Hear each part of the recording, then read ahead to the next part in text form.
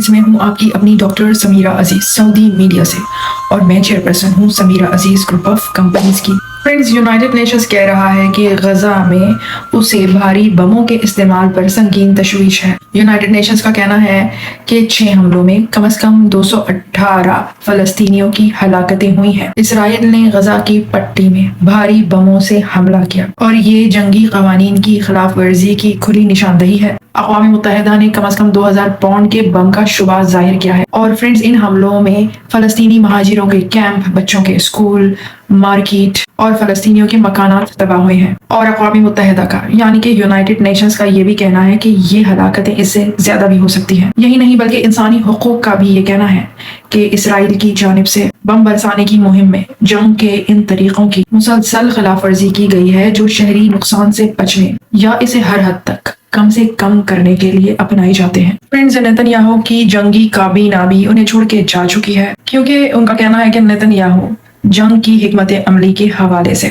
کچھ بھی کرنے میں ناکام رہے ہیں، اور اب تو نیتن یاہو نے اپنی جنگی کابینہ خود ہی تحلیل کر دی ہے۔ فرینڈز، غزہ کی وزارت صحت کا یہ کہنا ہے کہ اسرائیل اور فلسطینی عسکریت پسندوں کے مابین 8 سے زائد مہینوں پر محیط اس جنگ میں تقریباً 37,372 افراد ہلاک ہو چکے ہیں۔ حماس کے عسکریت پسندوں کے گزشتہ برس اکتوبر میں اسرائیل پر حملے کے بعد شروع ہونے والی اس جنگ میں غزہ میں وزارت صحت کے بیان کے مطابق 85,452 افراد زخمی ہوئے ہیں۔ فرینڈز، میں آپ کو فلسطینین پرزنرز سوسائٹی کے اعداد و شمار بتاتی ہوں۔ فلسطینین پرزنرز سوسائٹی کے مطابق 9,300 جو پرزنرز ہیں وہ اسرائیلی جیلوں میں اس وقت موجود ہیں۔ یہ سب فلسطینی ہیں اور ان میں 250 بچے ہیں اور 75 خواتین ہیں۔ فلسطینین پرزنرز سوسائٹی کا یہ کہنا ہے کہ یہ پچھلی دہائیوں میں ہائیسٹ ٹول ہے۔ This is a highest tool in decades. Friends, میں آپ کو ٹیلی گرام وارفیئر کی انالیسس بھی بتاتی ہوں۔ ٹیلی گرام وارفیئر انالیسس کے مطابق جو اسرائیلی بوم ہیں جو اب تک غزہ پر گرائے گئے ہیں وہ تقریباً 70,000 ٹنز کے بوم ہیں، اور یہ پچھلے اکتوبر سے اب تک غزہ پر گرائے جا چکے ہیں۔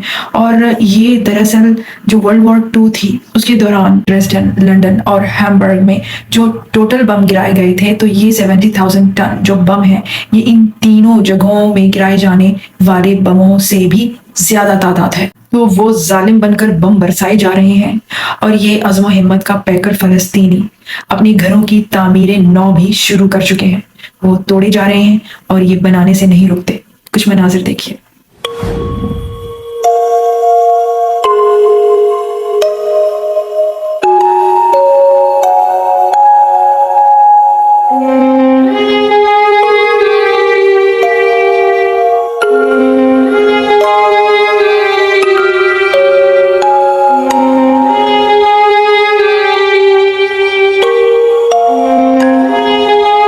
اپنی آبادیاں فلسطینی سرزمینوں پہ بسا کر یہ بربادی کرنے والے کیا سمجھیں گے کہ فلسطینی عوام کا اپنی اس بابرکت زمین سے کس قسم کا تعلق ہے؟ یہ لوگ تو سیٹلرز ہیں، ایک ایسے سیٹلرز جن کے کوئی دل نہیں ہے اور نہ ہی جگرے ہیں کہ یہ فلسطینیوں کی عزم و ہمت اور استقامت کے راستے میں آ کر ان کے دلوں سے ان کے گھروں کی، ان کی سرزمین کی محبت کم کر سکیں۔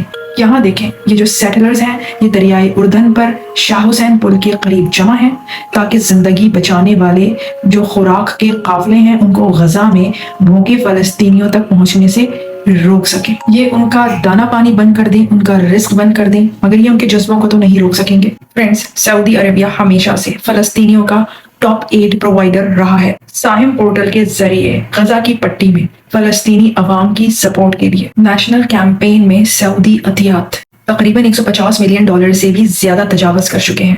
فرینڈز، سعودی عربیہ نے ساہم پلیٹ فارم کے ذریعے غزہ کی پٹی پر فلسطینیوں کے لیے ارجنٹ انسانی امداد جو اس وقت تک پہنچائی ہیں، اس میں 8 پانی کے امدادی جہاز شامل ہیں، جس میں 5,617 ٹن میڈیکل فوڈ اور شیلٹر کی امداد شامل ہے۔ اس میں 238 لارج کنٹینرز ایسے ہیں جس میں فوڈ، شیلٹر اور دیگر امدادی اشیاء موجود ہیں، اور 516 بڑے کنٹینرز ایسے ہیں جس میں دوائیاں اور ایمرجنسی کا طبی سامان موجود ہے۔ اسی طرح اب تک 50 فضائی امدادی جہاز بھی بھیجے جا چکے ہیں۔ जिसमें 904 टन से ज्यादा ऐसी इमदाद मौजूद है, जिसमें फूड आइटम्स, मेडिकल सप्लाईज और शेल्टर आइटम्स शामिल हैं। तो अब तक एयर और सी ब्रिज के जरिए 6521 टन इमदाद फराहम की जा चुकी है। इसके अलावा गजा की पट्टी में इंटरनली डिस्प्लेस्ड पीपल IDPs के लिए और इमरजेंसी रिस्पांस में ताउन के लिए फूड सिक्योरिटी, शेल्टर, हेल्थ, गजाई किल्लत और WASH सेक्टर्स में, यानी water, sanitation and hygiene sector में अर्जेंट प्रोजेक्ट्स इंप्लीमेंट करवाने के लिए कई मिलियन डॉलर्स अदा किए गए हैं। लेकिन इंसानी बहरान जब तबाही लाता है तो वो बढ़ती ही जाती है।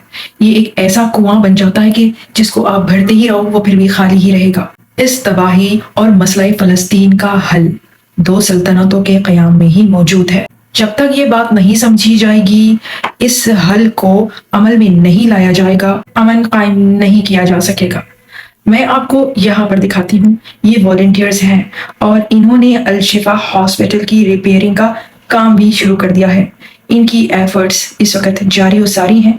ये अपने हॉस्पिटल को दोबारा से तामीर करने में लग गए हैं। फ्रेंड्स, ये वॉलंटियर्स की वो टीम है जिन्होंने इंडोनेशियन अस्पताल को दोबारा से लाकर उसको फ़आल किया। इसके अलावा ये कमाल अदवान हॉस्पिटल को भी बहाल कर चुके हैं और अब ये अल रंतीसी चिल्ड्रन हॉस्पिटल और अल कुद्स हॉस्पिटल को भी दोबारा से फ़आल बनाने के लिए मुतहर्रिक हैं। तो ये वो फ़लस्तीनी हैं जो अपने घर दोबारा से तामीर करने में लग गए हैं, अस्पतालों को दोबारा से बना रहे हैं कि दोबारा बम मारो और इन्हीं अस्पतालों में दोबारा उन्हीं जख्मियों का इलाज भी शुरू कर दिया जाएगा। तो ये दोबारा जख्मी होने के लिए तैयार हैं उस वक्त तक जब तक कि इनकी एक सांस भी बाकी है। जो सांसें बची हैं उन सांसों के लिए और पूरी दुनिया में अमन की सांसें फैलाने के लिए मसले फ़लस्तीन को हल तो करना ही होगा। और हाँ, अमन के साथ ही अमन लाया जा सकता है, इसके अलावा कोई तरीका नहीं है। मैं फिर आऊंगी, फिर मिलूंगी किसी नई इंफॉर्मेटिव सी वीडियो के साथ। So till then, मास्सलामा, bye bye.